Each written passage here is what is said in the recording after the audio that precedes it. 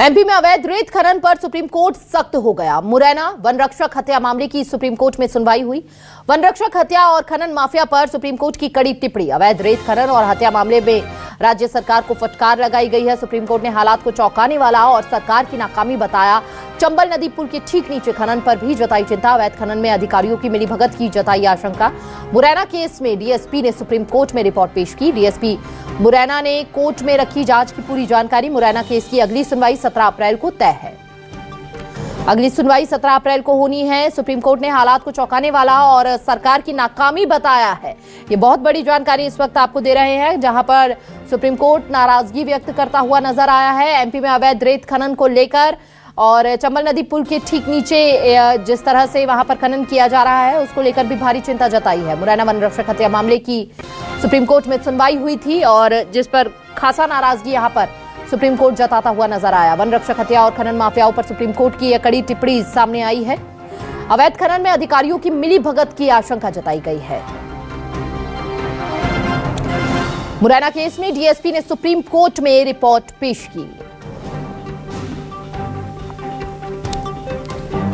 DSP Morena ने court में रखी जांच की पूरी जानकारी। ज्यादा जानकारी के लिए संवाददाता कर्ण मिश्रा हमारे साथ जुड़ चुके हैं। कर्ण, सुप्रीम कोर्ट यहां पर अपनी नाराजगी व्यक्त करता हुआ नजर आया है इस पूरे मामले में। इसके साथ साथ यहां पर टिप्पणी भी सीधे तौर पर की है। राज्य सरकार पर भी नाराजगी यहां पर जताई है सुप्रीम कोर्ट की ओर से।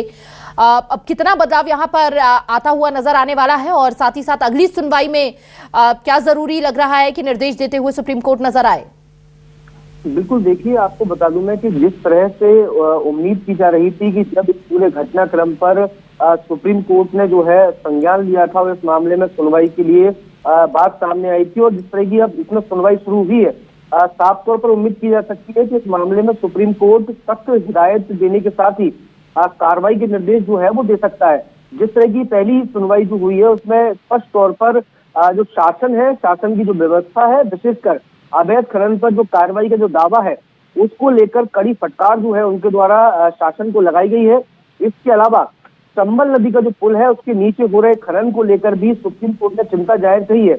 उनके द्वारा इस बात को लेकर स्पष्ट किया गया कि जिस तरह से खनन माफिया पुल के नीचे खनन कर रहे हैं, ऐसे में यदि पुल गिरता है तो इसके लिए जिम्मेदार कौन होगा। लिहाजा जिस एक और कड़ी फटकार लगाते हुए राज्य के जो अधिकारी है उनकी मिलीभगत संभावना सुप्रीम कोर्ट के द्वारा जाहिर की गई है। इसके अलावा नोटिस देकर इस पर पूरी पर्याप्त जवाब तलब जो है वो सुप्रीम कोर्ट द्वारा किया गया है। जी, और इसके साथ चंबल घाटी का भी उन्होंने मुद्दा उठाया है। सुप्रीम कोर्ट ने वहां पर भी काफी चिंता व्यक्त की है। कर्ण, आप बने रहिए, आपसे खबरों में आगे भी अपडेट हम लेते रहेंगे। चंबल नदी पुल के ठीक नीचे खनन पर भी चिंता जताते हुए सुप्रीम कोर्ट नजर आया है।